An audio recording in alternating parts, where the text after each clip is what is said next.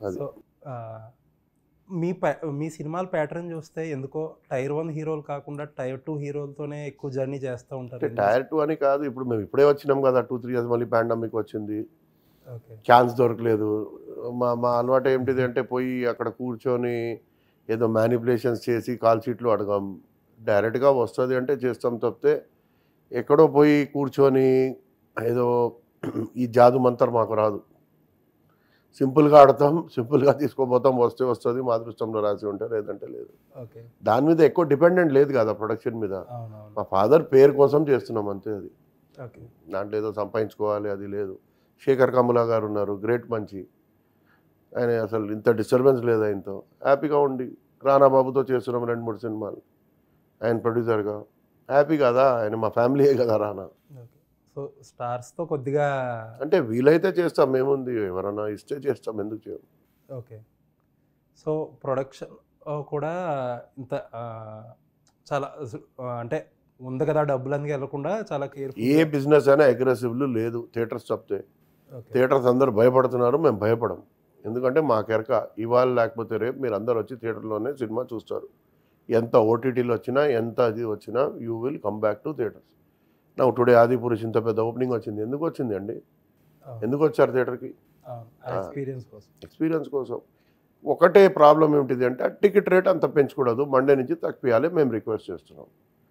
Public వస్తది. ఆ middle class public పాపం వాళ్ళకి ఎక్కడి నుంచి భరిస్తారు వాళ్ళు? అవును. ఈ క్యాంటీన్ రేట్స్ కూడా తగ్గిపియాలి. నువ్వు 3 డేస్ ఎక్కువ పెట్టు. ఎవరు ఇష్టం వాడు చూసుకుంటాడు.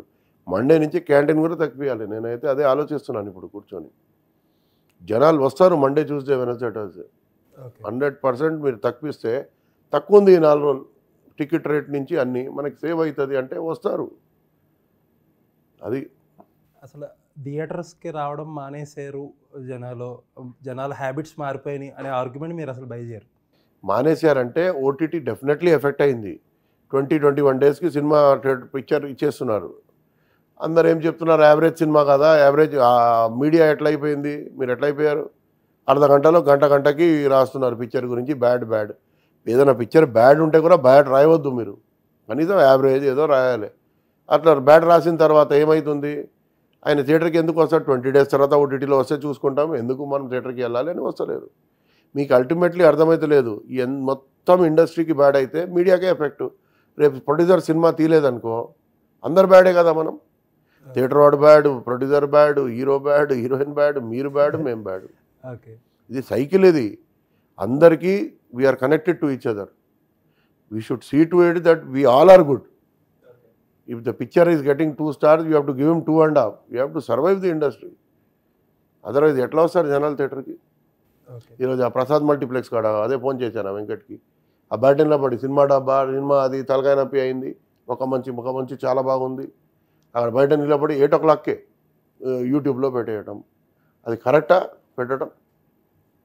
ఎవరన్నా సినిమా 500, 400 కోట్లు పెట్టి తీసే సినిమాకి ఒక మంచి 500, 200 రూపాయలు టికెట్ కొని ఏదో మాట్లాడితే అది యూట్యూబ్లో వేస్తారా? అవును. ఆయన ఒక పెద్ద హీరో అయిపోయాడు వేసేవాడు. తప్పు కదా ఇది? అవును. సినిమా తీయమనండి వచ్చి ఎరకవుతుంది. ప్రతివాడు సినిమా హిట్ అవుతుంది అనే తీస్తారు. ఫ్లాప్ అవుతుంది అని తీయరు కదా.